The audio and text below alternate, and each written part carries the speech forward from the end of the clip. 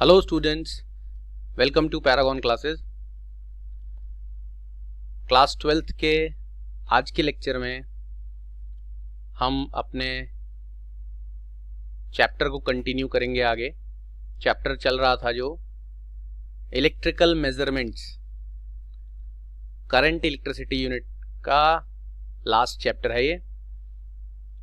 और इस electrical measurements chapter में आपको एक टॉपिक काफ़ी डिटेल में पढ़ा दिया गया था जिसका नाम था किरचॉफ्स लॉ।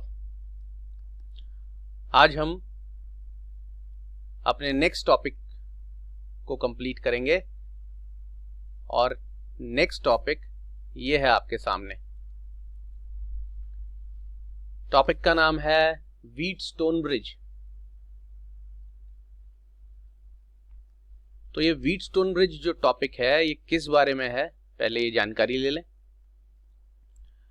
जैसा कि मैंने बताया अभी अभी कि चैप्टर का नाम है इलेक्ट्रिकल मेजरमेंट्स, और मैंने पहले भी ये बात डिस्कस की थी जब ये चैप्टर शुरू हुआ था। मेजरमेंट का मतलब होता है नापना तोलना, किसी भी चीज़ की वैल्यू फाइंड आउट करना, नापना तोलना, मेजर करना। इलेक्ट्रिकल मेजरमेंट्स का मतलब है इलेक्ट्रिसिटी से जुड़े हुए क्वांटिटीज के वैल्यूज फाइंड आउट करना। तो इस चैप्टर में मैंने पहले दिन भी डिस्कस किया था, आपको करंट मेजर करने का तरीका सिखाया जाएगा, रेजिस्टेंस मेजर करने का तरीका सिखाया जाएगा, सेल का ईएमएफ मेजर करने का तरीका सिखाया जाएगा, किसी सेल का ईएमएफ, और सेल का इंटरनल रेजिस्टेंस मेजर करने का तरीका भी सिखाया जाएगा। किसी सर्किट में अगर करंट फ्लो कर रहा है और आपको पता नहीं है तो आप करंट मेजर कर सकते हो, जिसके लिए आपको किरचॉफ्स लॉ सिखाया जा चुका है। किरचॉफ्स लॉ वाला टॉपिक करंट के मेजरमेंट के लिए था, जिसका मैंने न्यूमेरिकल एग्जांपल भी आपको देके करवाया। आज का हमारा जो टॉपिक है वो किसी अननोन रेजिस्टेंस को फाइंड आउट करने के लिए यूज किया जाएगा, और बाकी के आगे के दो टॉपिक्स आपको बाद में बताए जाएंगे। तो पहली बात जो आपको क्लियर कर लेनी है कि हमारा जो व्हीटस्टोन ब्रिज है वो एक डिवाइस है, या कहें एक सर्किट अरेंजमेंट है, जिस सर्किट अरेंजमेंट की हेल्प से हम किसी अननोन रेजिस्टेंस की वैल्यू को फाइंड आउट कर सकते हैं। और ये व्हीटस्टोन ब्रिज बहुत इंपॉर्टेंट होता है बोर्ड के पॉइंट ऑफ व्यू से भी। इसका थ्योरी का क्वेश्चन भी आता है, डेरिवेशन टाइप वाला, और इसके न्यूमेरिकल भी बहुत बोर्ड एग्जाम और कॉम्पिटिटिव एग्जाम में भी बहुत पूछे जाते हैं। और जैसा मैंने पहले भी बताया था बच्चों को, इस चैप्टर में सिर्फ 4 ही टॉपिक हैं। पहला किरचॉफ्स लॉ जो आपको कराया जा चुका है, दूसरा व्हीटस्टोन ब्रिज जो आज कराया जाएगा, तीसरा है स्लाइड वायर ब्रिज, और चौथा है पोटेंशियोमीटर। बस। तो जो इससे अगला टॉपिक है स्लाइड वायर ब्रिज, वो इसी व्हीटस्टोन ब्रिज पर ही बेस्ड है। जिसने व्हीटस्टोन ब्रिज नहीं पढ़ा या समझा वो स्लाइड वायर ब्रिज में एक अक्षर भी समझ नहीं पाएगा। जैसे कि इस व्हीटस्टोन ब्रिज को समझने के लिए आपको किरचॉफ्स लॉ की हेल्प लेनी पड़ेगी। इसको पूरे टॉपिक को बिना किरचॉफ्स लॉ समझे हम नहीं कर सकते, तो इसलिए पहले आपको किरचॉफ्स लॉ मैंने पढ़ा दिया है। तो जिसको किरचॉफ्स लॉ अच्छी तरह आता है वही व्हीटस्टोन ब्रिज समझ पाएगा, जिसको व्हीटस्टोन ब्रिज आता है वही स्लाइड वायर ब्रिज जैसे अगला टॉपिक है वो समझ पाएंगे, क्योंकि स्लाइड वायर ब्रिज टॉपिक का पहला लाइन ही यही है। स्लाइड वायर ब्रिज जब आप अगला टॉपिक पढ़ोगे उसकी पहली लाइन बुक में देख लेना, लिखा होगा it works on the principle of Wheatstone bridge. यानी जो स्लाइड वायर ब्रिज इंस्ट्रूमेंट है वो व्हीटस्टोन ब्रिज के प्रिंसिपल पर ही काम करता है। तो इसका मतलब स्लाइड वायर ब्रिज में पहली लाइन ही जब उन्होंने लिख दी कि इसके प्रिंसिपल पर काम करता है, तो जब तक ये नहीं पता तो स्लाइड वायर ब्रिज में आगे बढ़ने का कोई मतलब ही नहीं है। जैसे कि मैं अब आपको दिखाऊंगा कि किरचॉफ्स लॉ सीखने का यहाँ क्या फायदा है, ऐसी अब आपको आगे भी के लिए भी याद रखना है। व्हीटस्टोन ब्रिज सीखने का स्लाइड वायर ब्रिज में फायदा होगा, और फिर आगे पोटेंशियोमीटर। बस आखिरी 2 टॉपिक बचेंगे आज के क्लास के बाद। तो आइए चलते हैं हम व्हीटस्टोन ब्रिज पर। तो जैसा कि मैंने बताया, व्हीटस्टोन ब्रिज एक सर्किट अरेंजमेंट है जिसकी हेल्प से आप फाइंड आउट कर सकते हो किसी अननोन रेजिस्टेंस को, कोई ऐसा रेजिस्टेंस, कोई ऐसा वायर, कोई ऐसा मटेरियल जिसका रेजिस्टेंस आपको पता नहीं है और आप पता लगाना चाहते हो, तो आप इस सर्किट की हेल्प से कर सकते हो, जिसका नाम व्हीटस्टोन ब्रिज है। अब आपको समझाते हैं क्या है वो सर्किट। पहले मैं आपको सर्किट डायग्राम दिखा रहा हूं, फिर अगर ये डायग्राम रियलिटी में प्रैक्टिकली कहीं पर यूज करना हो तो कैसे करेंगे वो भी मैं आपको दिखाऊंगा बाद में। तो पहले आप थ्योरेटिकल यूज देख लें, फिर प्रैक्टिकली आपको कैसा दिखता है वो व्हीटस्टोन ब्रिज वो भी दिखाया जाएगा। इस डिजिटल क्लास का ये फायदा है कि आपको इमेजेस दिखाई जा सकती हैं, रियलिटी वाली भी। जैसे मैंने बच्चों को सही में प्रैक्टिकली रेजिस्टेंस कैसा दिखता है, प्रैक्टिकली कैपेसिटेंस कैसा दिखता है, कैपेसिटर और बैटरी वगैरह हर चीज के रियल में वो कैसे दिखते हैं वो भी बताए हैं, सेल भी कैसा दिखता है, और सर्किट में आपको सिंबल्स पता ही। तो आइए हम शुरू करते हैं। ये आपको एक सर्किट दिखाई दे रहा है जिसमें ये तो एक सेल या बैटरी लगी है, जिसका ईएमएफ मैं लिख देता हूं फिलहाल ई। ठीक है जी, दोबारा लिखते हैं ईएमएफ कैपिटल ई, और कुछ इंटरनल रेजिस्टेंस इसका होगा, चलो लिख देते हैं स्मॉल आर। वैसे अगर नहीं लिखा हो तो आप ये कह सकते हो कि इंटरनल रेजिस्टेंस नहीं है या इग्नोर कर दिया है, फिलहाल बहुत ही कम है तो हम उसके बारे में कंसीडर नहीं कर रहे, जब होगा तो कंसीडर कर लेंगे, फिलहाल यहाँ पर इसकी कोई खास जरूरत नहीं पड़ेगी। अब आप इस सेल से कनेक्टेड देख रहे हो ये एक सर्किट, इसमें एक क्वाड्रिलेटरल बन रहा है ए बी सी डी, और क्वाड्रिलेटरल की चारों आर्म्स के बीच में 4 रेजिस्टेंसेज हैं। जैसे कि आप देख रहे हो इस रेजिस्टेंस का नाम रखा हुआ है इन्होंने P, इसका नाम रखा है Q, इसका नाम रखा है R और इसका नाम रखा है S।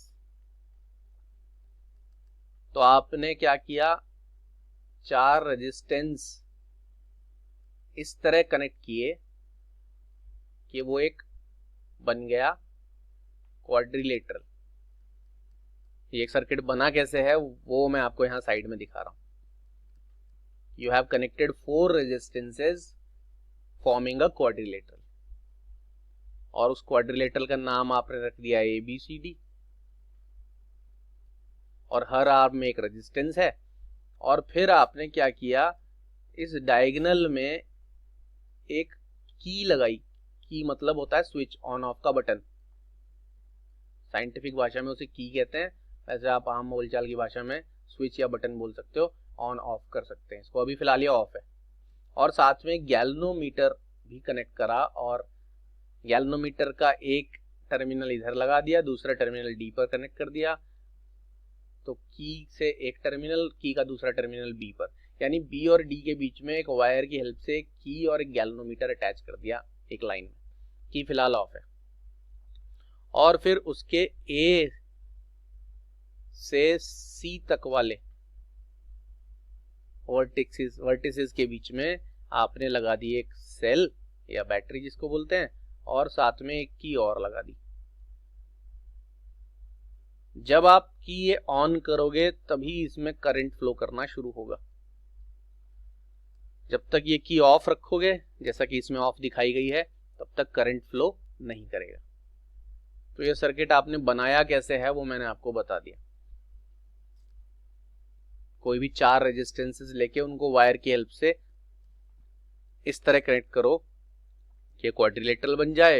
एक डायगोनल में बीच में बी और डी के बीच में गैल्वेनोमीटर और की यानी स्विच लगा दो, और दूसरे वाले जो 4 वर्टिसेस है ना, तो बी और डी के बीच में अगर आपने गैल्वेनोमीटर वो लगाया है तो ए और सी को बाहर कनेक्ट कर दो एक सेल और की से।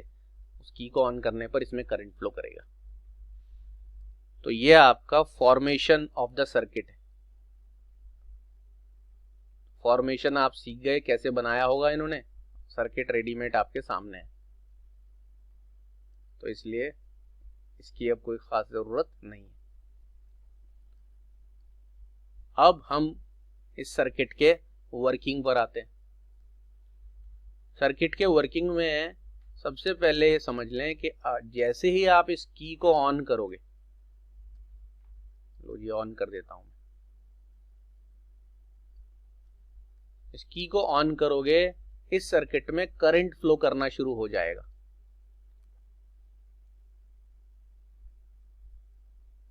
ये अलग से दिखाई दे इसलिए मैं इस तरह से लिख रहा हूं करंट को अलग कलर से।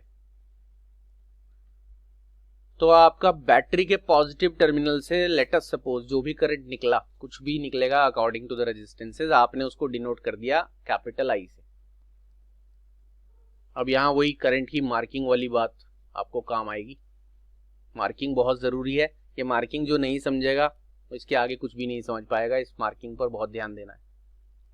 तो बैटरी से कुछ तो करंट निकलेगा, मैंने बताया था आपको। करंट की मार्किंग सीखने के लिए सबसे पहले जितनी भी सेल या बैटरी लगी हो उनके पॉजिटिव टर्मिनल से कुछ ना कुछ करंट निकल रहा होता है।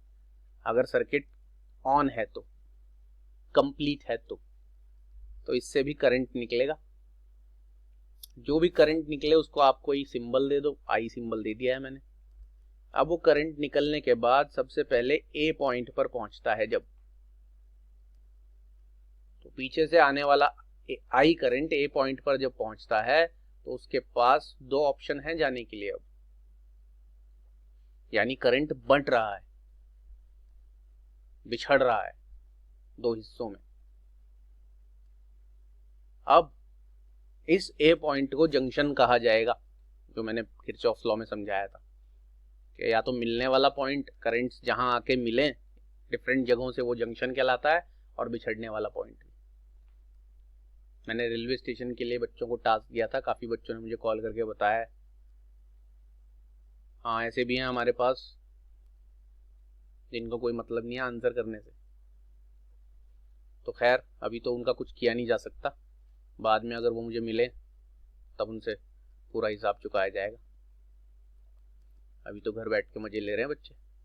खैर वापस आते हैं। इस ए पॉइंट पर आई करंट पहुंचा। अब उसके पास दो ऑप्शंस है। अब आपको नहीं पता कि ए से बी तक कितना करंट जाएगा और ए से डी तक कितना करंट जाएगा। तो आपने सबसे पहले क्या करना चाहिए, दोनों में से किसी एक करंट को I1 सपोज कर लिया। जो भी कुछ ना कुछ तो जाएगा उसको आप I1, क्योंकि सिंबल्स आपको अलग अलग लेने, पूरा I तो नहीं लिख सकते यहाँ क्योंकि उसके दो हिस्से हो रहे हैं। अगर आपने इसको भी I लिख दिया तो इसका मतलब पूरा का पूरा करंट इधर ही चला गया, इधर कुछ गया ही नहीं, जबकि यहाँ भी जाना है। तो आपने लेट अस सपोज इसको I1 लिख लिया, आप I डैश भी लिख सकते थे। अब आपको ये कॉमन सेंस के हिसाब से समझ जाना चाहिए कि अगर I करंट A तक पहुंचा और उसमें से I1 इस आर्म में चला गया A से B तक, तो जो भी करंट इधर गया है उसमें से बचा हुआ करंट ही दूसरे में जाएगा। लेट अस सपोज अगर मैं यहाँ से बोलूँ ये I 5 एम्पेयर यहाँ पहुंचता है और उसमें से 2 एम्पेयर यहाँ चला गया, तो बचा हुआ 3 एम्पेयर ही तो दूसरी ब्रांच में जाएगा। और वो 3 एम्पेयर कैसे डिनोट किया जाएगा, I माइनस I1। बच्चे क्या करते हैं, जिनको एक डिस्ट्रीब्यूशन वाली कॉन्सेप्ट, किरचॉफ्स लॉ वाली कॉन्सेप्ट क्लियर नहीं होती, वो एक करंट को I1 लिख देते हैं, दूसरे करंट को I2 लिख देते हैं। अब उससे दिक्कत क्या हुई, आपने 3 वेरिएबल क्रिएट कर दिए। एक तो I तो था ही जो अननोन था, एक I1 भी अननोन हो गया, एक I2 भी अननोन हो गया। अब अगर आप ऐसा लिखोगे कि I करंट आने से इसमें I1 गया तो बचा हुआ करंट I माइनस I1, तो वेरिएबल अभी 3 ही है, 3 नहीं 2 ही है, एक I और एक I1। क्योंकि I पता चलने पर आपको I1 पता चल जाए तो I में से I1 माइनस करके दूसरा भी निकल आ सकता है। तो इसलिए आपको ऐसा नहीं करना चाहिए। 2 ब्रांच हैं तो एक करंट को आप सपोज करो, बचा हुआ करंट दूसरे वाले में। अब आगे बढ़ते हैं। ये करंट I1 जब B तक पहुंचता है तो B तक पहुंचने के बाद अगर तो ये की ऑफ है जैसा कि इस समय दिख रहा है, तो ऑफ वाले सर्किट में यहां आगे करंट नहीं जाएगा। ध्यान दें ये बात तसल्ली से कि ऑफ वाले, क्योंकि ये ओपन सर्किट में कभी करंट नहीं फ्लो करता। करंट यहां से आगे निकलेगा तभी जब ये की ऑन होगी। उसको पहले ही पता चल जाता है आगे जाके रास्ता बंद है, मतलब सर्किट की भाषा में तो खुला है, ओपन सर्किट बोलते हैं, लेकिन करंट के लिए ये रास्ता फीजेबल नहीं है, वो जाना नहीं, क्योंकि ये टच नहीं हो रहा। करंट हमेशा क्लोज्ड सर्किट में, यानी कंप्लीटेड जो सर्किट होता है आपस में टच किया हुआ उसी में फ्लो करता है। तो अगर ये की आपने ऑफ रखी तो ये आगे जाएगा ही नहीं, यानी I1 करंट सारा का सारा इधर चला जाएगा, इस BDR में तो कुछ गया ही नहीं, क्योंकि ये आपने ऑफ रखी है अभी। और I1 करंट सारा का सारा B से आगे C तक पहुंचेगा, और यहां से I माइनस I1 जब D तक पहुंचा तो बीच वाले आर्म में तो कुछ ना उधर से आया ना इधर से गया, वो सारा का सारा भी इस D से C तक के आर्म में जाएगा। कितना? I minus I1। अब I1 करंट A से B तक पहुंच के B से आगे C तक पहुंचा, और I माइनस I1 A से D तक पहुंच के D से आगे C तक पहुंचा। C वो मिलने वाला पॉइंट है। ये बात मैंने पहले ही बच्चों को बताई थी, अगर किसी सर्किट में बैटरी से निकलने वाला करंट बिछड़ा है तो मिलेगा जरूर, और अगर 2, 3, 4 बैटरियों से किसी पॉइंट पर आकर करंट मिला है तो बिछड़ेगा जरूर। सब करंट्स अपने अपने घर जाते हैं, अपने अपने नेगेटिव टर्मिनल में जाते हैं, और जितना करंट बैटरी के पॉजिटिव टर्मिनल से निकला है उतना ही बैटरी के नेगेटिव टर्मिनल में जाएगा। तो अब आप गौर से देखो, I1 करंट C तक आ रहा है और उसको मिल रहा है, यानी ज्वाइन कर रहा है कौन सा करंट? D से C तक आने वाला करंट, जो कितना है? I minus I1। तो इस I1 करंट में जो B से C तक आता है उसमें D से C तक जाने वाला I minus I1 current combine हो गया। तो आप दोनों को कंबाइन हुआ मतलब ज्वाइन कर लिया। देख लो, माइनस I1 से प्लस I1 कैंसिल, कितना करंट आया? I, यानी इसमें I करंट, C से आगे जो करंट होगा वो इन दोनों के कॉम्बिनेशन से वापस I हो जाएगा, और K2 की के थ्रू होता हुआ बैटरी के नेगेटिव टर्मिनल में चला जाएगा। तो ये जो मैंने कॉन्सेप्ट समझाया था उसको ये फिर से प्रूव करता है।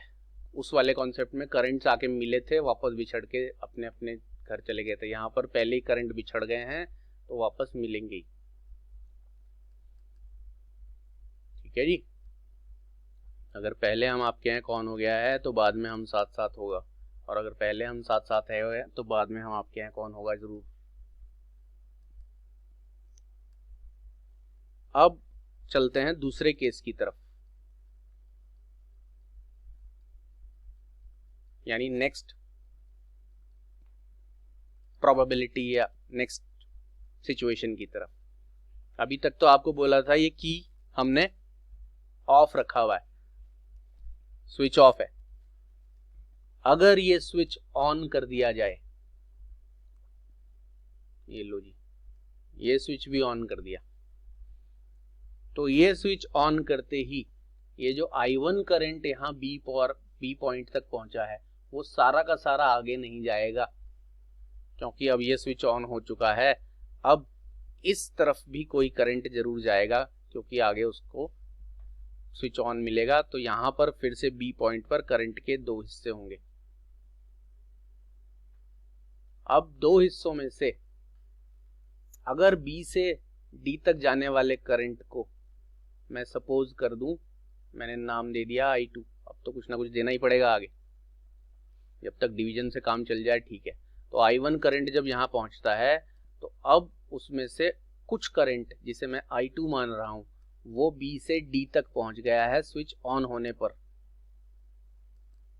अब आप सिंपल फिर से कॉमन सेंस के हिसाब से जानते हो कि I1 करंट अगर B तक पहुंचा उसमें से ये पहले ही I2 यहाँ चला गया, तो अब B से C तक जो करंट जाएगा वो होगा I1 माइनस I2। उस I1 में से बचा हुआ करंट कैसे निकालेंगे? I1 में से जितना करंट D तक पहुंच गया जो उसे हमने I2 मान लिया, तो बचा हुआ करंट फिर से माइनस करके निकल जाएगा जैसे पहले निकला। तो पीछे से आने वाले करंट को 2 ब्रांच में डिवाइड करने का ये सबसे बढ़िया रूल है। जो ऐसे I1 I2 जितने करंट आए सबके I1 I2 I3 I4 ऐसे नाम रखते जाते हैं, वो कभी सर्किट को सॉल्व नहीं कर पाएंगे। पीछे से आया करंट, दो हिस्सों में गया, एक का नाम रखो, दूसरे को बचा हुआ, फिर आगे बढ़ा, दो में डिवाइड हुआ, एक का नाम फिर से नया रखो, दूसरा में बचा हुआ करंट। अब वो रूल जो मैंने बताया था, जितना बैटरी से पॉजिटिव निकला उतना ही बटेगा। अब यहाँ एक बार और बट गया, यहाँ एक बार और बट गया, तो क्या सब मिलेंगे? हाँ जरूर, दिखाते हैं कैसे। अब ऑन होने के बाद जब यहाँ करंट फिर से बट गया है तो B से D तक I2 करंट नीचे जा रहा है ये, और इधर से तो पहले की तरह ही I माइनस I1 आ रहा था। ये I2 करंट और I माइनस I1 करंट यहाँ ज्वाइन होंगे D पॉइंट पर। इधर से भी आ रहा है और इधर से भी आ रहा है, दोनों ज्वाइन हो गए, फिर से मिल गए और आगे बढ़े दोनों मिलकर, यानी इसमें जुड़ गया है I2। पहले ये I माइनस I1 ही आगे बढ़ जाता था, लेकिन अब I माइनस I1 को ज्वाइन कर लिया है ऊपर से आने वाले I2 करंट ने, तो दोनों मिलकर फिर से हम साथ साथ आगे बढ़ेंगे और D से C तक पहुंचेंगे, और उधर वो B से C तक भी करंट आ रहा है। अब भी आप देख लो, I1 माइनस I2, ये करंट B से C तक पहुंच रहा है, और D से C तक जो पहुंच रहा है वो है I minus I1 plus I2, वो इसमें जुड़ेगा, I minus I1 plus I2। मैंने B से C तक आने वाले और D से C तक आने वाले करंट को फिर से कंबाइन किया, पहले की तरह ही कि दोनों मिलने का पॉइंट है। अब आपने दोनों से आने वाले करंट को जोड़ा, देखो फिर से माइनस I1 से प्लस I1 और माइनस I2 से प्लस I2, फिर से कितना करंट बचा? I। ये चीज बार बार उस बात को प्रूव कर रही है जो मैंने पहले दिन बच्चों को समझाई थी। जो बच्चा इस कॉन्सेप्ट को पकड़कर चलता है उसको करंट के डिस्ट्रीब्यूशन, रीडिस्ट्रीब्यूशन, कॉम्बिनेशन, मार्किंग, इसमें दिक्कत नहीं होती, और जो करंट की मार्किंग सही सही करना सीख जाएगा वो आगे भी बहुत आसानी से इलेक्ट्रिसिटी को कैप्चर कर सकता है। हालांकि व्हीटस्टोन ब्रिज में ये सब बातें डिटेल में नहीं पढ़ाई जाती, ना तो बुक्स में ही ना ही क्लासेस में, लेकिन उसी वजह से बच्चे ये कंप्लेंट करते हैं जी हमें किरचॉफ्स लॉ समझ नहीं आया, हमें व्हीटस्टोन ब्रिज समझ नहीं आया। मैंने पिछले 20 सालों के सर्वे में अगर किसी भी बच्चे से पूछें कि करंट इलेक्ट्रिसिटी में तेरे को सबसे कंफ्यूजिंग क्या लगा बच्चे, तो बच्चा नाम लेता है सबसे पहले किरचॉफ्स लॉ का, फिर उसके आगे की तो कहानी कंफ्यूजिंग है ही। तो बच्चे जरा अगर किरचॉफ्स लॉ को जो तरीका बताया गया है आपको पीछे, उससे अंडरस्टैंड करके उस तरीके को फॉलो करके अप्लाई करेंगे, तो ये बात मैं गारंटी कह सकता हूँ, मेरा आजमाया हुआ तरीका है, tried and tested. Kirchhoff's law आपको आसान लगेगा, जिन्होंने ध्यान से पढ़ा है उन्हें लग भी रहा होगा। तो खैर, अब आपको करंट की मार्किंग वार्किंग सब कुछ समझा दी गई है। ये समझना बहुत जरूरी था व्हीटस्टोन ब्रिज को समझने के लिए। अब हमारा मेनली व्हीटस्टोन ब्रिज का कॉन्सेप्ट अच्छी तरह समझ आएगा। बच्चे सोचते हैं यार ये चीज व्हीटस्टोन ब्रिज में नहीं थी, हम तो डायरेक्ट व्हीटस्टोन ब्रिज पढ़ेंगे। पढ़ लो 50 बार भी समझ आएगा नहीं 1% भी। तो अब आगे बढ़ते हैं, करंट की मार्किंग हमने कर ली है। अब इस व्हीटस्टोन ब्रिज में मैंने बोला था हम यूज कर रहे हैं इस व्हीटस्टोन ब्रिज को एक अननोन रेजिस्टेंस फाइंड आउट करने के लिए। तो व्हीटस्टोन ब्रिज में हम जो 4 रेजिस्टेंसेस कनेक्ट कर रहे हैं, दिख रहे हैं आपको, 4 रेजिस्टेंस हमने कनेक्ट किए हैं, उनमें से P and Q are known resistances. P और Q का वैल्यू आपको पहले से ही पता होगा, गिवन होगा, यानी इस क्वाड्रिलेटरल या इस सर्किट को बनाते समय P और Q जो रेजिस्टेंसेस आप लोगे वो आपको गिवन होंगे कितने कितने ओम के।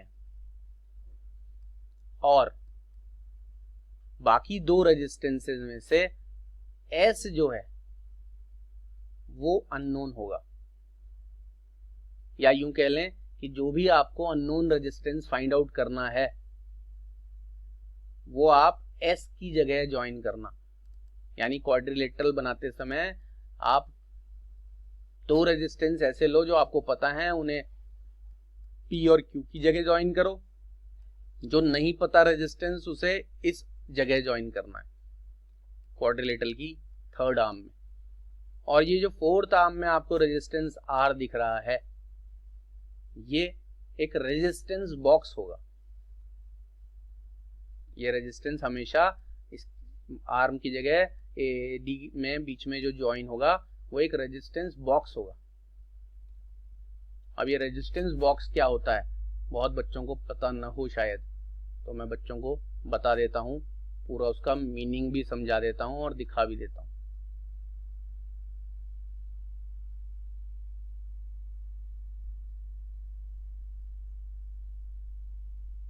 ये आप देखो, ये जो डायग्राम आप देख रहे हो, ये बिल्कुल रियलिटी में रेजिस्टेंस बॉक्स कैसा दिखता है। लेबोरेटरी में जाकर अगर आप रेजिस्टेंस बॉक्स देखने के लिए मांगोगे तो ये ऐसा एक बॉक्स आपको दिखाई देगा। इस बॉक्स में जैसा कि आप देख रहे हो, लकड़ी का बॉक्स है ये, और इसमें ये ब्लैक कलर के ये जो आपको चीजें दिख रही हैं, इनको कीज कहा जाता है। ये वो वाले की नहीं है ऑन ऑफ वाला, लेकिन ये भी की कहा जाता है। और ये ब्लैक कलर का जो चीज आपको दिख रहा है, इसको आप पकड़ के अगर खींचोगे तो इस तरह का, ऐसा समझ लो जैसे आपका किसी भी स्कूटर या बाइक का की होता है ना, चाबी, उसमें ऊपर वाला पोर्शन रबर या प्लास्टिक मटेरियल का होता है और नीचे वाला पोर्शन मेटल का होता है। तो इसमें भी ऐसा ही है, बस ये थोड़ा सा मोटा सा होता है और ये उसी तरह इंसर्टेड होता है होल्स में इस बॉक्स के अंदर। जैसे आप अपनी स्कूटर, स्कूटी, एक्टिवा, बाइक की को एक की होल में डालते हो तब वो ऑन होता है, स्टार्ट होता है। तो ऐसे ये सारे 1 2 3 4 5 6 7 8 9 और 10 11 12 13 14 15 16 17 18, ऐसे 18, और बड़े बॉक्स में ज्यादा की भी हो सकती हैं, ऐसे 18 कीज इसमें अंदर सिर्फ ऐसे इंसर्टेड है कि खींच के बाहर निकल सकती हैं। और ये जो आप ये सिल्वर कलर के दो ये जगह देख रहे हो, ये दोनों उसके वो टर्मिनल्स हैं जहां से ये रेजिस्टेंस बॉक्स पूरा किसी सर्किट में कनेक्ट होता है। जैसे आप देख रहे हो, ये एक रेजिस्टेंस है, इसका एक एंड ए पर कनेक्टेड है, दूसरा एंड डी पर कनेक्टेड है। जब ये बॉक्स आप इस रेजिस्टेंस की जगह लगाओगे, यहां पर लगाओगे, तब आपका ए से आने वाला जो वायर है वो एक टर्मिनल पे बंध जाएगा और डी से आने वाला वायर दूसरे टर्मिनल पर बंध जाएगा। मतलब आपको इस सर्किट में इस रेजिस्टेंस की जगह ये बॉक्स रख देना है और इस बॉक्स का एक सिल्वर वाला एंड ए पॉइंट पर ज्वाइन कर देना है एक वायर के हेल्प से, और दूसरा जो सिल्वर वाला एंड है वो डी पॉइंट पर ज्वाइन कर देना है इस दूसरे वायर की हेल्प से। तब आपका ये रेजिस्टेंस बॉक्स इस सर्किट में कनेक्ट हो गया। अब इस रेजिस्टेंस बॉक्स का फंक्शन क्या है? इसका फंक्शन ये है कि हर की, ये जो जितने की हैं, इनको खींच के निकाला भी जा सकता है, अभी सारे की लगे हुए हैं, हर की के ऊपर आप यहाँ देख रहे हो ये कुछ नंबर लिखा है। थोड़ा सा और मैं इसको एनलार्ज करता हूं।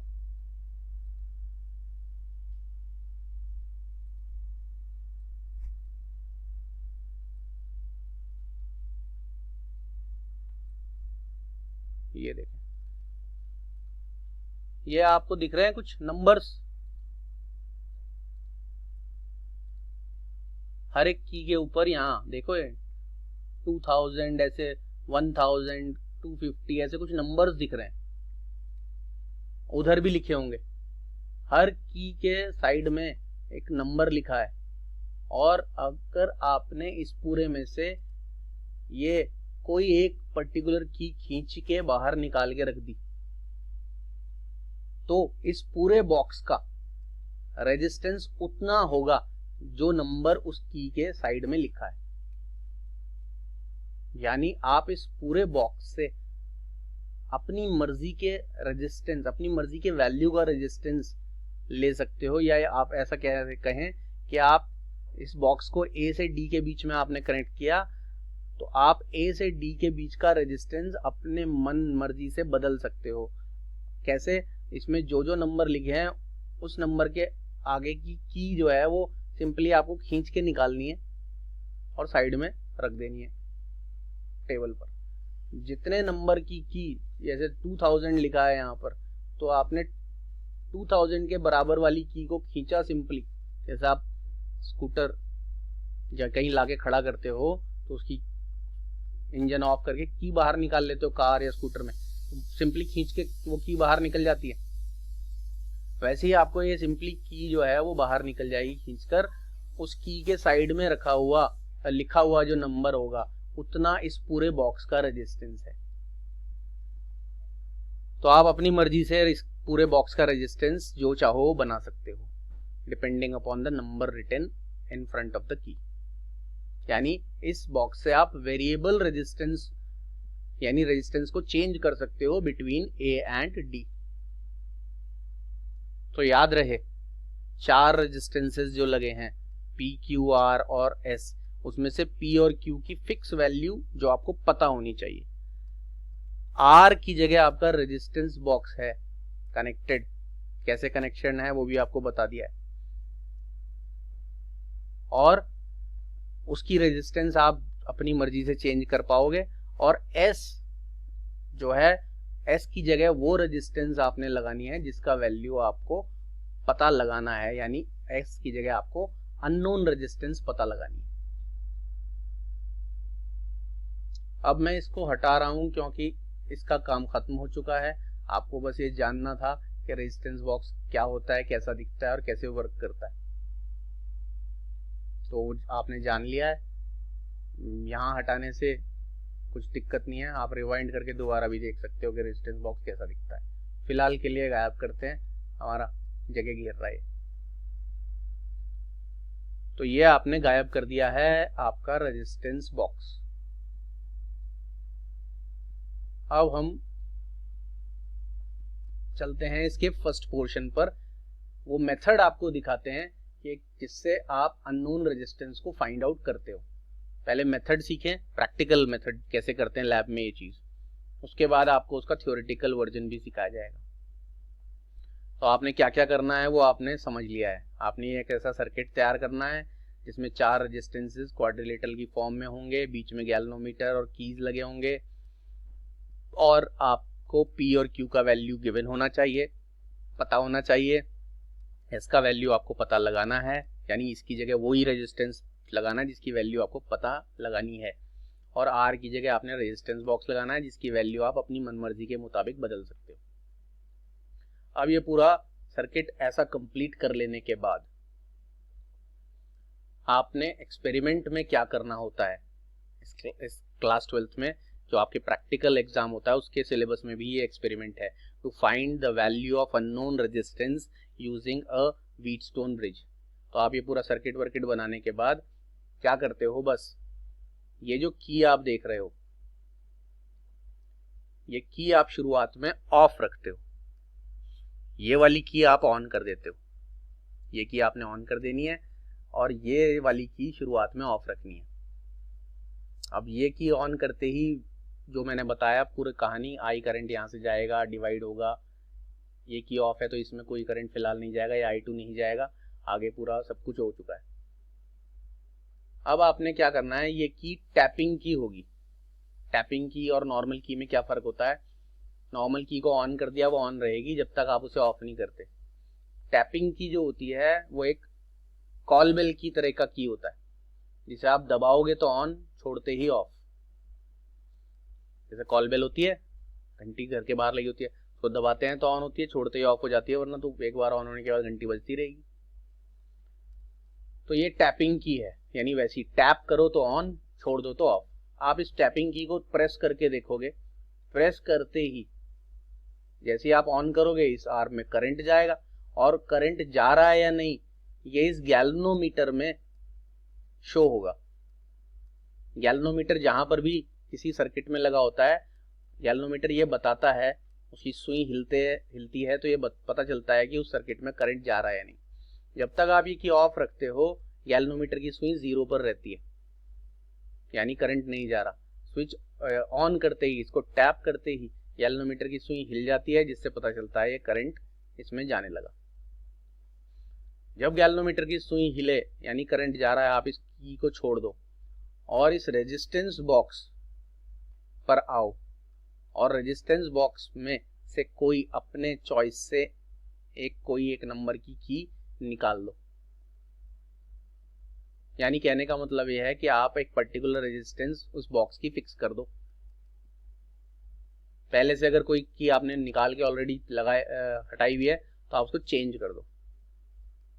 रेजिस्टेंस बॉक्स का रेजिस्टेंस आपने मान लो पहले 100 ओम था, अब आपने 100 वाली की लगाई और 200 वाली की हटा दी, तो अब इस रेजिस्टेंस बॉक्स का जो पूरा रेजिस्टेंस है वो 200 ओम हो गया। उसके बाद फिर से आप की को ऑन करके देखो, अगर गैल्वेनोमीटर की सुई हिलती है तो छोड़ दो इसे, आप इस रेजिस्टेंस बॉक्स को फिर से चेंज करो, इसकी रेजिस्टेंस को चेंज करो। मतलब ये हिट एंड ट्रायल मेथड ही होता है। P और Q तो फिक्स है, आपको पता भी है, S की वैल्यू आपको पता नहीं, सिर्फ आप क्या चीज इसमें से पूरे में से बदल सकते हो, इस रेजिस्टेंस बॉक्स की रेजिस्टेंस। मैंने बताया था, अभी आपको डायग्राम भी दिखाया कि पूरे बक्से में जिस नंबर की आप निकाल लोगे उस पूरे बक्से की रेजिस्टेंस यानी इस एडी आर्म की रेजिस्टेंस उतनी ही हो जाएगी। हर रेजिस्टेंस को चेंज करने के बाद इस की K1 को ऑन करके देखना, और तब तक ऐसा करते रहना है जब तक आपको एक ऐसा रेजिस्टेंस न मिल जाए जिस रेजिस्टेंस के लिए इस K1 की को ऑन करने पर गैल्वेनोमीटर का रीडिंग 0 आए। और गैल्वेनोमीटर का रीडिंग 0 आने का मतलब है इस ब्रांच में कोई करंट फ्लो न करे, की ऑन होने पर भी। ऑफ होने पर तो करेगा ही नहीं ऑब्वियसली, लेकिन आपको ऑन होने पर भी I2 की वैल्यू 0 करनी है। और I2 की वैल्यू 0 कब होगी, कब पता चलेगा, जब गैल्वेनोमीटर की सुई नहीं हिलेगी। यानी keep on changing the value of capital R यानी रेजिस्टेंस बॉक्स, और हर बार वैल्यू चेंज करने के बाद की ऑन करके ये वाली देखो, और गैल्वेनोमीटर की सुई हिलती है तो छोड़ के फिर से रेजिस्टेंस बदलो। ऐसा करते करते आपको एक ऐसा रेजिस्टेंस इसमें चेंज करते करते लाना है जिस रेजिस्टेंस को लाते ही या जिस नंबर की निकालने पर उसका पूरे बक्से का वही रेजिस्टेंस हो जाएगा। ये वाला बटन ऑन करने पर भी I2 की वैल्यू 0 रहे, यानी गैल्वेनोमीटर की सुई न हिले। ऐसा कब तक होगा ये कुछ कह नहीं सकते। खुशी की बात यह है कि यहाँ आपको प्रैक्टिकल नहीं करना है, यहाँ तो आपको सिर्फ लिखना है ये बात कि we will keep on changing the value of capital R यानी resistance box till the reading of the galvanometer become 0 after switching on the key this one K1, कि हम R की वैल्यू को तब तक चेंज करते रहेंगे जब तक की ऑन करने पर गैल्वेनोमीटर की रीडिंग 0 ना आ जाए, यानी I2 कोई करंट इस B से D तक की आर्म में फ्लो न करे। जब ऐसा हो जाता है तो हम कहते हैं व्हीटस्टोन ब्रिज बैलेंस हो चुका है।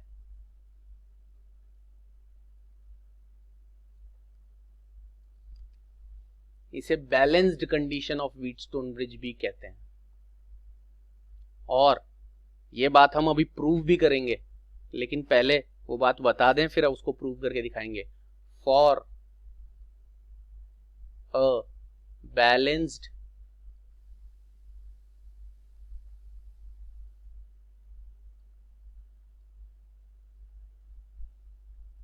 व्हीटस्टोन ब्रिज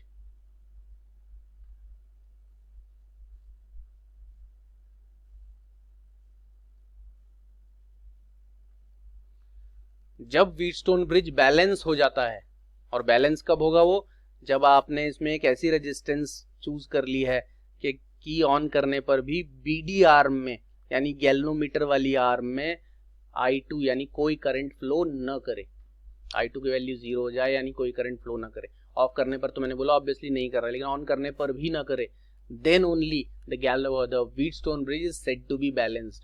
और बैलेंस्ड व्हीटस्टोन ब्रिज के लिए P/Q का वैल्यू R/S यानी इन दोनों का रेशो इन दोनों के रेशो के इक्वल रहता है हमेशा। ऐसा क्यों होता है वो मैंने बताया, अभी हम प्रूव भी करेंगे। अभी तो सिर्फ स्टेट किया है कि ऐसा हो जाता है, इसे साबित भी किया जाएगा सबूतों और गवाहों के साथ। तो for a balance Wheatstone bridge, इस फॉर्मूले को balance condition of Wheatstone bridge भी कहते हैं।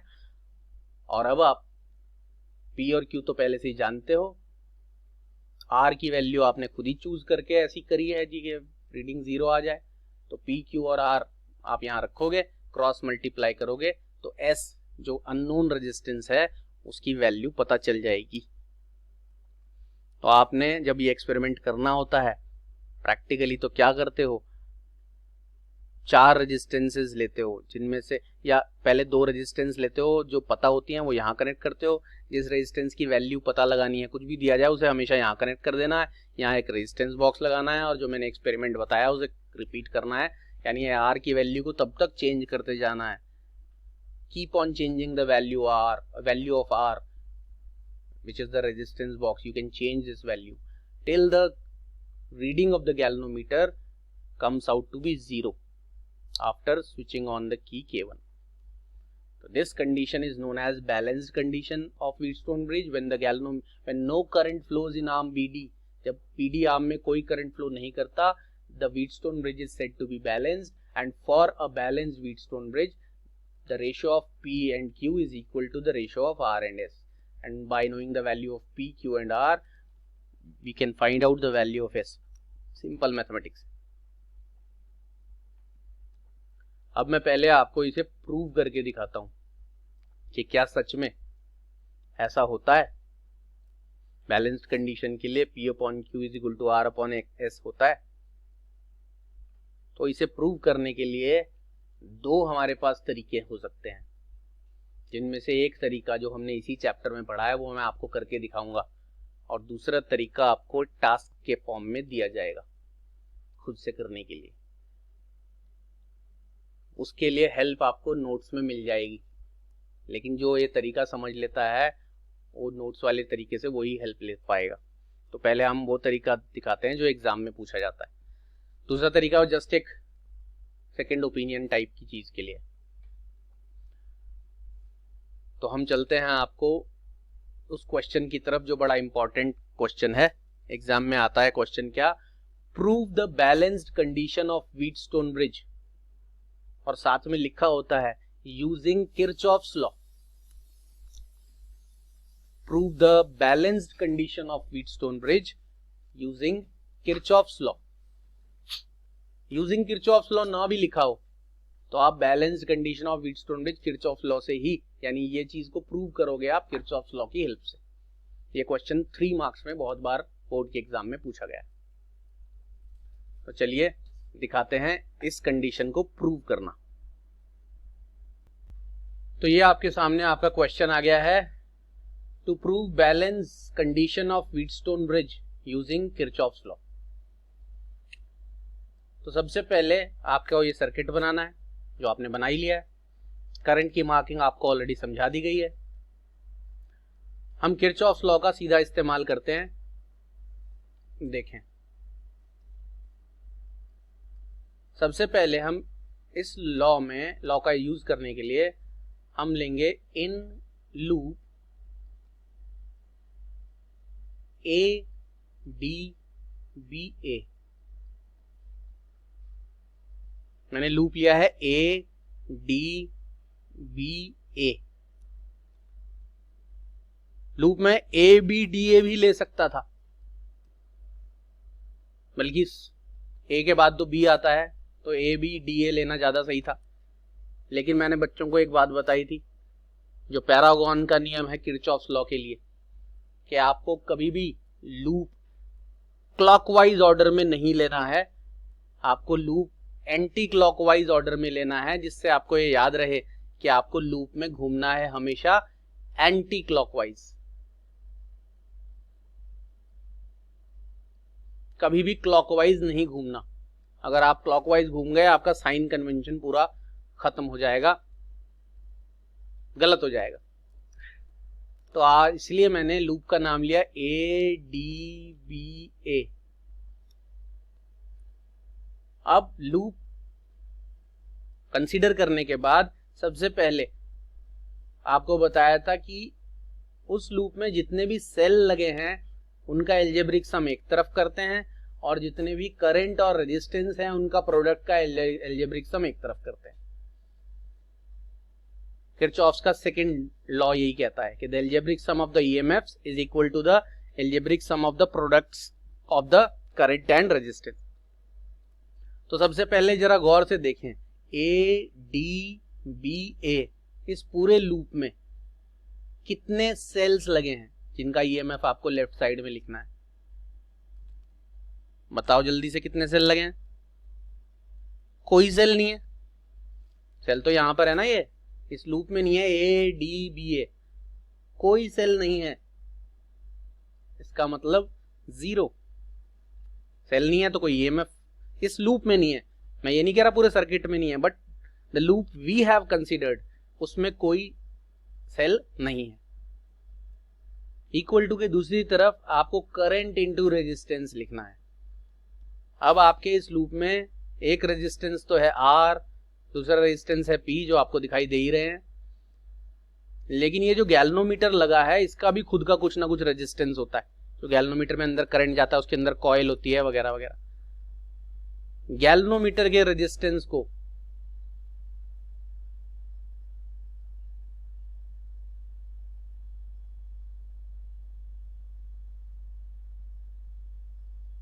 मैं डिनोट कर रहा हूं कैपिटल G से।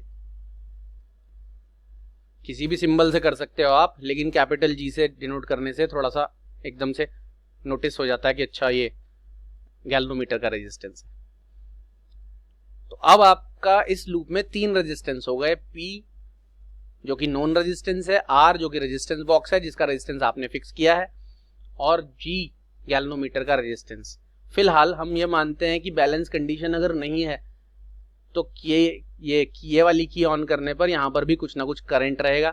तो आपको पता चल गया है P वाले रेजिस्टेंस में I1 करंट है, R वाले रेजिस्टेंस में ये करंट है और गैल्वेनोमीटर वाले रेजिस्टेंस में I2 करंट है। मैं लिख देता हूं I1P और थोड़ा सा गैप देकर मैं लिख रहा हूं I minus I1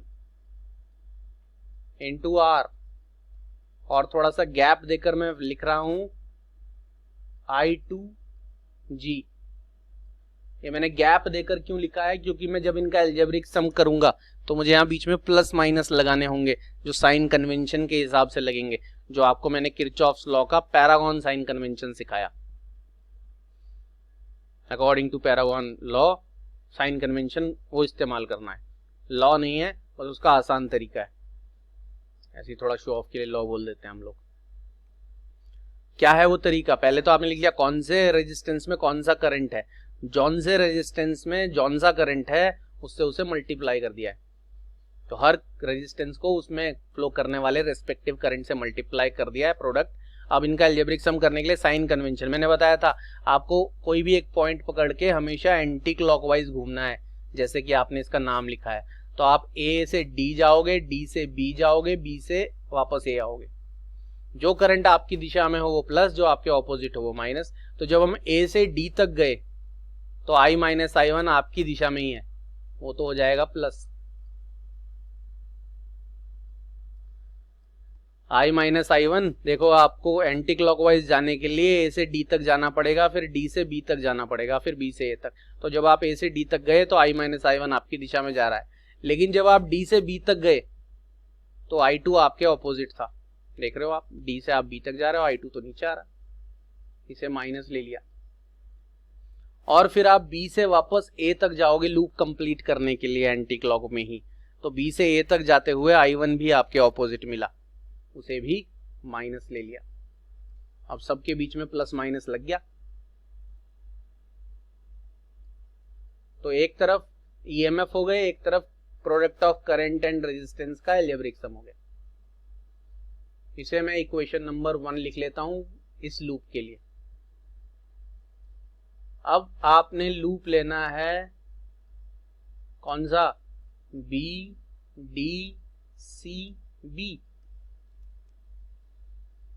B D C B. मैंने बताया लूप का नाम एंटी क्लॉकवाइज ही लिखना है,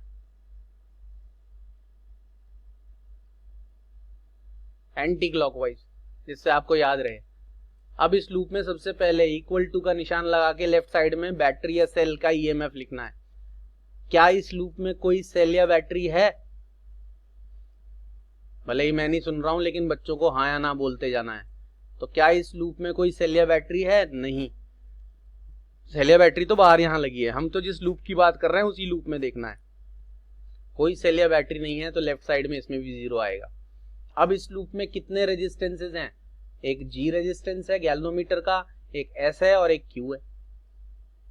अगर मैं इस लूप को 1 मानूं और इसको मान लूं लूप नंबर 2, तो लूप 1 में भी 3 रेजिस्टेंस थे, लूप 2 में भी।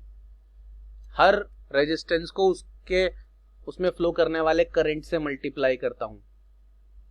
I2G, उसके बाद थोड़ा सा गैप लेके I minus I1 plus I2। देखो S वाले में I minus I1 plus I2 current है, तो ब्रैकेट लगा के साथ में क्या लिखना पड़ेगा? S। और फिर थोड़ा गैप देकर तीसरा रेजिस्टेंस Q है, उसमें कितना करंट है? I1 माइनस I2, और साथ में रेजिस्टेंस मल्टीप्लाई करना है Q। अब बारी आती है साइन कन्वेंशन की। तो मैंने बताया पॉइंट कोई भी पकड़ लो और एंटी क्लॉकवाइज चलो। अब आप एंटी क्लॉकवाइज जाओगे तो आपको B से D, D से C और फिर C से वापस B जाना पड़ेगा।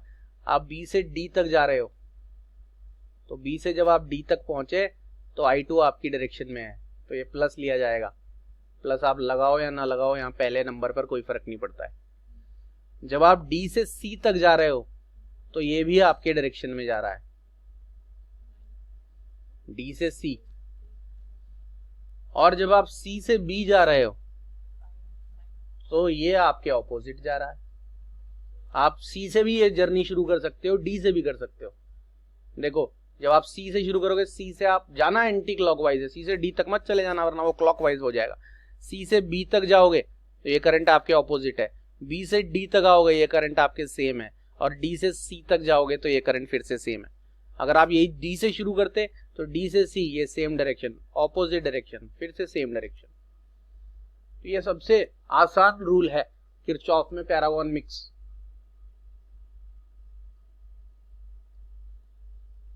एंटी क्लॉकवाइज घूमो, जो करंट आपकी दिशा में जा रहा हो आप तो एंटी क्लॉकवाइज ही हो, वो प्लस, जो ऑपोजिट जा रहा हो वो माइनस, घूमना एंटी क्लॉकवाइज। ये इक्वेशन मैंने लिख दी सेकंड। अब ये तब मैंने इक्वेशन बनाई है जब तक R की वैल्यू को एडजस्ट नहीं किया। अब मैं लिखता हूं if R is so adjusted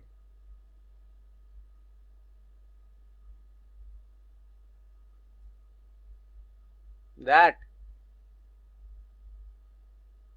reading of galvanometer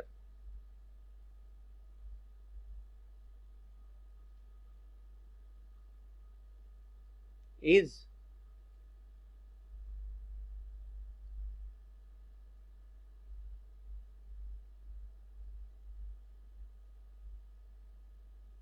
zero, that is I2 is equal to 0। अब आप एक्सपेरिमेंट में क्या कर रहे थे? आपने तो ऐसा किया कि R की वैल्यू, हमें प्रूव क्या करना है कि जब R की वैल्यू इस तरह एडजस्ट की जाएगी कि गैल्वेनोमीटर की रीडिंग 0 आ जाए तो रेशो बराबर होता है। ये चीज तो हमें प्रूव करनी है। तो आपने क्या किया, R की वैल्यू को इतना ले गए कि I2 की वैल्यू 0 आ गई, यानी गैल्वेनोमीटर कोई रीडिंग नहीं दे रहा है, यानी no current flows in arm BD, ऐसा भी बोल सकते हैं। BD में कोई करंट फ्लो नहीं करे की ऑन होने पर भी। प्रैक्टिकली ऐसा होता है, लेकिन आपको ये प्रूव करना है कि ऐसा होने पर क्या रेशो बराबर होता है, यही तो हम प्रूव कर रहे हैं।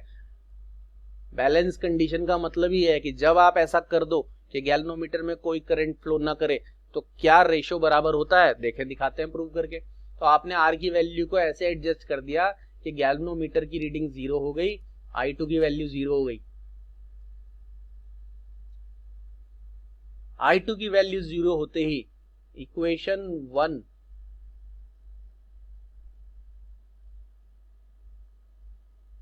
बिकम्स, इक्वेशन 1 जो है वो क्या बन जाएगी, आप पूरी इस इक्वेशन में देखो, I2 की वैल्यू 0 रखने पर ये पूरा चीज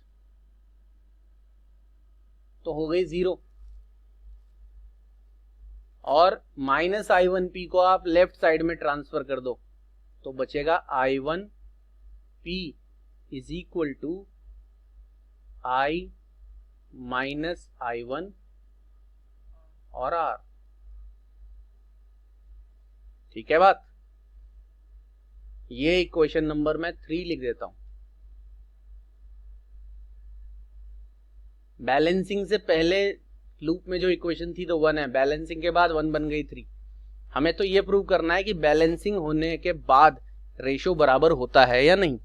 बैलेंस तो होएगा ही है कभी ना कभी। और इक्वेशन 2 क्या बन जाएगी, इक्वेशन 2 बिकम्स, गौर से देखो ये पूरी चीज 0,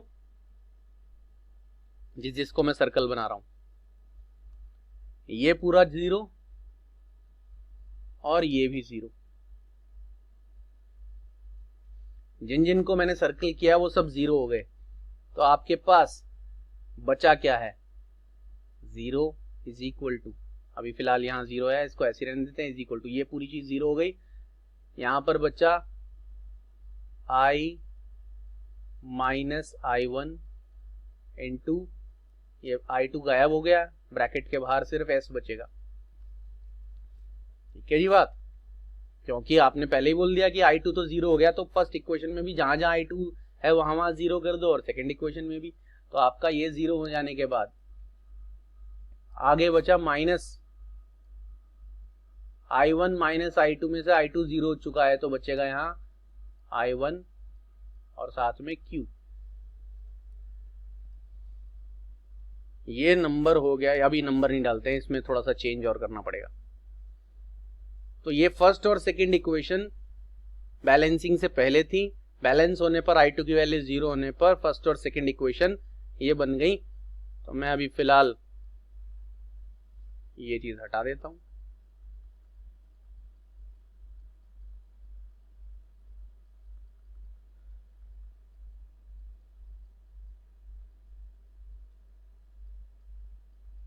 अभी के लिए हटाए, रिवाइंड करके देख सकते हो, दोनों ही हटा देते हैं। यानी बैलेंसिंग से पहले की दोनों इक्वेशन हमने हटा दी, हमें तो बैलेंसिंग के बाद का इक्वेशन चाहिए जो आपके पास आ गया है। 3 तो इक्वेशन आपके पास पहले ही आ गया है। 2 जो इक्वेशन बन के ये आई थी, इसको थोड़ा सा सही कर देते हैं। माइनस I1Q को इक्वल टू से दूसरी तरफ ट्रांसफर करेंगे तो आपके पास I1Q प्लस का हो जाएगा, और इक्वल टू के दूसरी तरफ क्या बाकी रहेगा, I माइनस I1 और ब्रैकेट में क्या,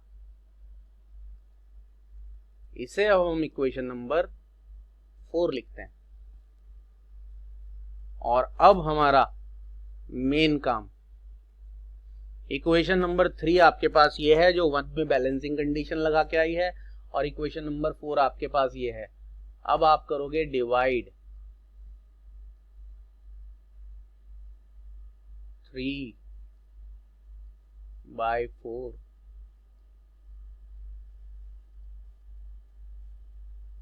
डिवाइड 3/4। तो 3/4 जब आप करोगे तो 3 इक्वेशन पहले लिखोगे, I1P is equal to I minus I1 और ब्रैकेट में R। ये थर्ड इक्वेशन है, और इसे डिवाइड करना है किससे, फोर्थ इक्वेशन से। ये रही ऊपर आपकी फोर्थ इक्वेशन, I1 क्यू, और नीचे लिखा जाएगा डिनोमिनेटर में I माइनस I1 और S। 3 इक्वेशन ये, 4 इक्वेशन ये, डिवाइड कर दिया। अब तो मजा आता है ये करने में, तो बहुत मजा आता है बच्चों को। तो आपके पास बचा है P upon Q is equal to R upon S, और इसके नीचे जो 2 शब्द लिखते हैं वो लिखने में बड़ा ही खुशी का एहसास होता है।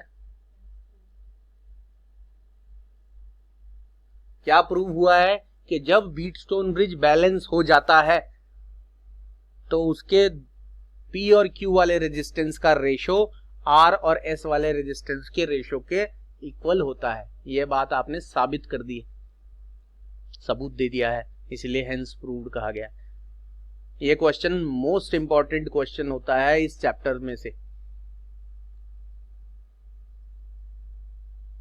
MIQ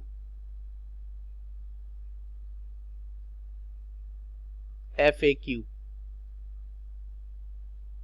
most important question, frequently asked question, दोनों में से कुछ भी कह सकते हो। ये बोर्ड के एग्जाम के लिए ये पूरा डिराइव करने वाला सवाल।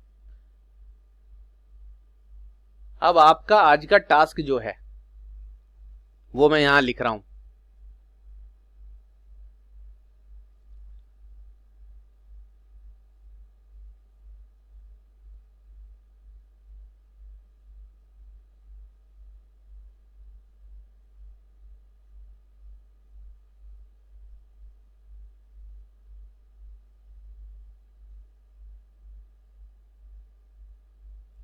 क्या लिखा मैंने? Prove balanced condition of WB।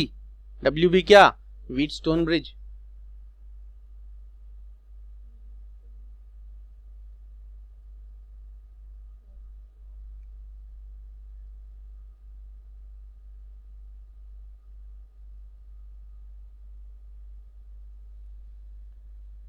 Prove balanced condition of Wheatstone bridge using Ohm's law.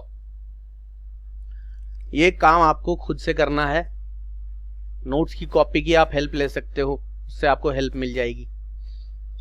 हालांकि मैं बच्चों को ये बात क्लियर कर दूं आज का लेक्चर समाप्त करने से पहले कि ये क्वेश्चन जो आया है एग्जाम में वो या तो ये आया है prove balance condition of Wheatstone bridge, तो आप किसी भी लॉ से कर सकते हो, लेकिन अगर लॉ मेंशन किया गया है तो prove balance condition of Wheatstone bridge using Kirchhoff's law he mention किया गया। ऐसा आज तक देखने को ना के बराबर मिला है, मेरी नॉलेज में तो नहीं है कि कहीं बोर्ड में स्पेसिफाई किया गया हो यूजिंग ओम्स लॉ। लेकिन आपकी पर्सनल जानकारी और ग्रूमिंग के लिए और आपके कॉन्सेप्चुअल पार्ट को स्ट्रॉन्ग करने के लिए आपको ये ओम्स लॉ से भी प्रूव करना आना चाहिए, क्योंकि देखो किरचॉफ्स लॉ कोई नया लॉ नहीं है, असल में ये ओम्स लॉ का ही एक्सटेंडेड वर्जन है। ओम्स लॉ में भी तो करंट निकालने के लिए ईएमएफ को रेजिस्टेंस से डिवाइड करते थे, या ईएमएफ निकालने के लिए करंट को रेजिस्टेंस से मल्टीप्लाई करते थे।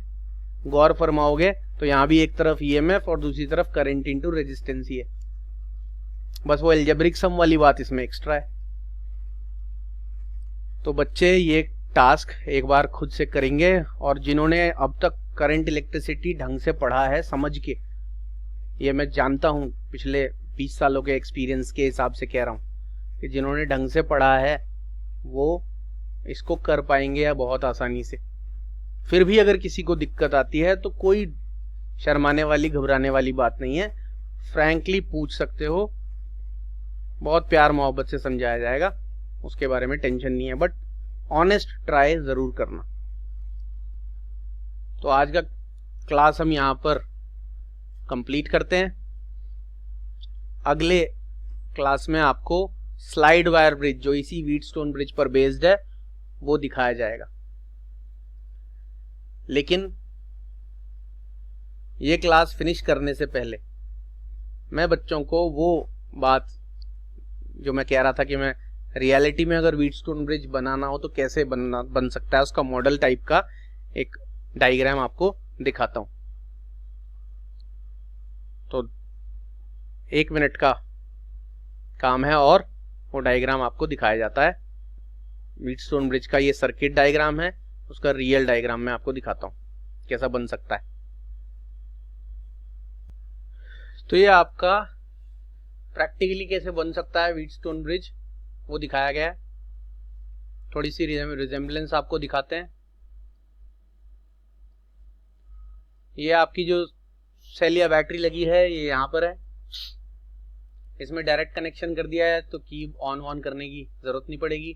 जैसे आप बैटरी को यहाँ टच कराओगे करंट फ्लो करेगा। ये करंट देखो ये आई जा रहा है, यहाँ पर ये ए पॉइंट है, यहाँ पर ये 2 पार्ट्स में डिवाइड हुआ। बस यहाँ पर आपको लगाना पड़ेगा रेजिस्टेंस बॉक्स। इसको तो आप P बोलोगे, ये आपको पता होना चाहिए। इसको आप Q बोलोगे, ये भी आपको पता होना चाहिए। यहाँ पर ये चीज हटाकर आप रेजिस्टेंस बॉक्स लगा देना और यहाँ पर आप अननोन रेजिस्टेंस लगा दें और इस रेजिस्टेंस बॉक्स की वैल्यू इस तरह चेंज करें कि गैल्वेनोमीटर की जो सुई है वो 0 पर रहे, कोई डिफ्लेक्शन ना दे, तो ये बैलेंस हो जाएगा। और तब P और Q का आपको वैल्यू पता है, R की वैल्यू आपने फिक्स की है खुद से। ये S जो अननोन रेजिस्टेंस है वो आप पता लगा सकोगे, P/Q is equal to R/S से। तो ये आपका एक प्रैक्टिकल नेटवर्क टाइप का दिखाई दे रहा है, जैसा आप व्हीटस्टोन ब्रिज मॉडल बना भी सकते हो। ये वुडन प्लैंक पर या कार्डबोर्ड के प्लैंक पर मॉडल बनाया गया है। तो अगर प्रैक्टिकल में मॉडल बनाने के कुछ मार्क्स वार्क्स मिलने का कुछ चांस हो तो आप ये मॉडल भी खुद से बना सकते हो। तो इसी के साथ आज का क्लास हम फिनिश करते हैं। वैसे इसकी आपको कोई ज़रूरत अभी थ्योरी में तो पड़ेगी नहीं, थ्योरी में आपको यही सर्किट बनाना है हर जगह, ये कभी ड्रॉ नहीं करना। और जितना ये तो सिर्फ आपकी जस्ट एक जनरल नॉलेज के लिए, फिजिक्स की जनरल नॉलेज के लिए बता दिया मैंने। जितना आपको ये थ्योरी क्लास में कराया गया है वही आपके एग्जाम के लिए ज़रूरी है, इम्पॉर्टेंट है। तो आज का क्लास हम यही कंप्लीट करते हैं। अब हम मुलाकात करेंगे अगली क्लास में स्लाइड वायर ब्रिज के साथ। हाँ, अगली क्लास अटेंड करने से पहले इसको बहुत अच्छी तरह से कॉपी से भी पढ़ के और लेक्चर्स को रिवाइज करके पूरा अच्छी तरह स्ट्रॉन्ग कर लें, क्योंकि वहाँ पर बार बार कंपैरिजन होगा स्लाइड वायर ब्रिज का व्हीटस्टोन ब्रिज के साथ। जिस बच्चे को ये नहीं आता होगा वो कंपैरिजन करने में दिक्कत हो जाएगी और फिर आप कहोगे कि समझ नहीं आया। उसमें मेरी गलती नहीं होगी, गलती आपकी मानी जाएगी। ठीक है, जो चीज़ पिछले वाले पर बेस्ड है और फिर समझ नहीं आ रही तो उसका मतलब बच्चे ने पिछला अच्छी तरह नहीं पढ़ा है। तो मिलते हैं अगली क्लास में, तब तक के लिए goodbye and take care.